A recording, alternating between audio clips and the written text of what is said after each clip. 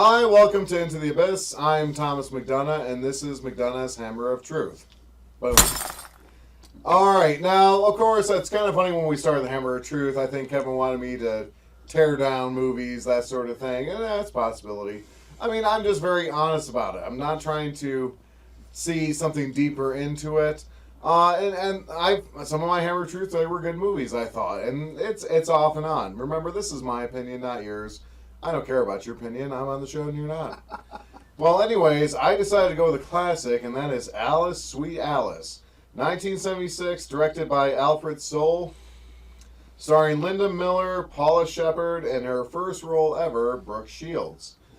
Now, to give you the background of it, Linda Miller is a divorced mother of two girls. They live in an apartment building. And it came out, of course, in the 1970s, but I think it was set in the early 1960s. So it is also dealing with the fact that she is still very much attached to the church.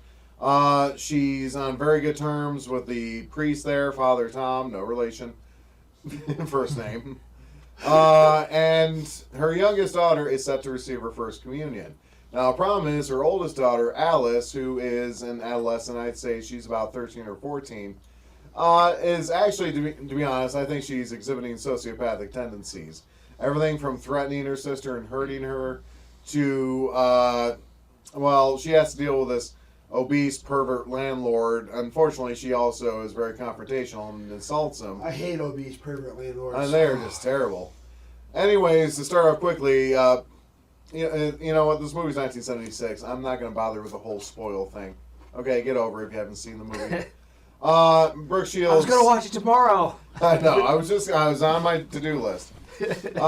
Brooke Shields' character, she's ready to make first communion. Now, believe it or not, as a Catholic, see, I'm going to explain Catholicism to these guys. We're reprobate Baptists, so we don't know. Well, to be honest, I'm a lapsed Catholic myself. I have my Martin Luther tattoo right here. So. But it's actually true. When I received my first communion, it was very big. You would have a little party after and have the family members over. And even, I'd be honest, any lapsed Catholic, even if you don't go to church, if you had a kid, you'd probably baptize them just in case. Unfortunately, though, she gets murdered before her communion by some character wearing one of those clear type of masks, but you still can't see underneath it, and a yellow slicker. Strangled with a candlestick, of all things. Quite interesting. And they tried to burn the body, too. Now, unfortunately, it was the same yellow slicker that Alice had, and everyone started blaming Alice for it. And the thing is, did she do it? The way she acts up, her own aunt believes she did it. And the father actually comes back, and it's not like any anger or conflict between the two parents, even though they're divorced. He's trying to figure out what's going on, and it's a real cat and mouse game to see what is happening.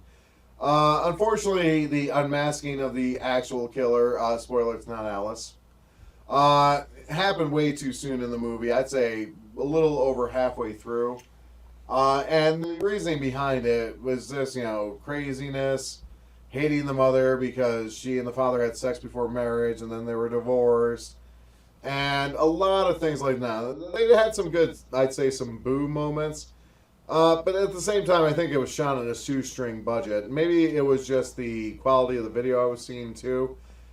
It seems so weird. One of your daughters is dead. You think the other one murdered her. Now's not the time to hook up with your ex-husband and then say, woe is me. Maybe that's what they're shooting for. It's a possibility. But that's what I had in my dating profile. Woe is me. Woe is me. One of my kids killed my other kids. Woe is me. There you go. How very Shakespearean. Not really. It's actually set in New Jersey. That's the farthest thing from Shakespeare. More Bruce Springsteen, I think. In terms of the movie as watchable, I mean, it was okay. If we're looking at numbers, it's 2 hammers on this one. I was contemplating actually doing, 1.5, but that's silly. Either go 1 or the other, and it was more towards 2 than to 1.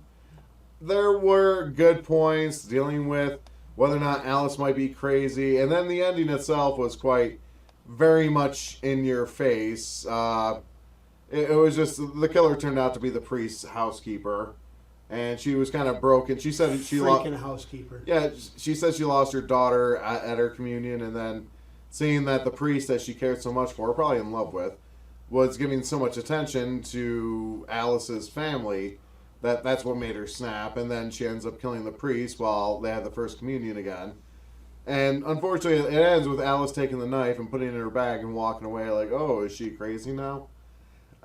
They could have done a little bit more. I think, to be honest, this was one of those 1970s, let's make some money really quick, get the stuff that people are scared of, people will march in. And yes, it turns out people thought, oh, there's such an anti-Catholic slant about this. I don't think it was, okay? Just because someone's crazy does not mean that indicts an entire religion. If that was the case, I mean, I'd indict the entire Baptist church because of him. But that is McDonough's Hammer of Truth, Alice Sweet Alice, 1976. Okay.